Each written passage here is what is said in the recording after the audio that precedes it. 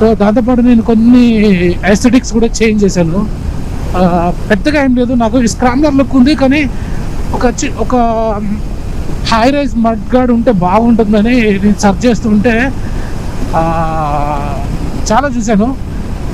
నాకు ట్రయంఫ్ స్క్రాంబ్లర్ది అయితే దీనికి బాగా సెట్ అవుతుందని చెప్పేసి మామూలుగా ఈ ట్రయంఫ్ స్క్రాంబ్లర్ది ఆర్డర్ చేసి దాన్ని నేను దీనికి కొంచెం ఫిట్ చేశాను. కొంచెం డిఫరెన్స్గా ఉంది, స్క్రూస్ దగ్గర వేరే హోల్స్ పెట్టి నేను ఫిట్ చేశాను. అండ్ దానికి వచ్చేసి కొంచెం గ్రే కలర్ ఉంటుంది. నేను ఏం చేశాను, దీన్ని ఎట్లా పీపీఎఫ్ వేయించాలి కదా అని చెప్పేసి పీపీఎఫ్ వేయించేటప్పుడు దానికి వైట్ కలర్ వేయించాను. సో అది వైట్ ప్లస్ కింద దీనికి వచ్చిన స్టాక్ మడ్గార్డ్ కూడా వైట్ కలర్లో ఉంది. సో పైన వైట్ కింద వైట్ నచ్చలేదు నాకు. సో దాన్ని ఏం చేశానంటే ఫస్ట్ కొంచెం షార్ట్ చేసాను, ముందర కట్ చేసేసి బ్లాక్ కలర్ పెయింట్ వేసాను. సో కింద ఇప్పుడు బ్లాక్ కలర్ ప్లస్ పైన వైట్ కలర్, ఇప్పుడు చూడడానికి అయితే బాగుంది. ఒక పర్ఫెక్ట్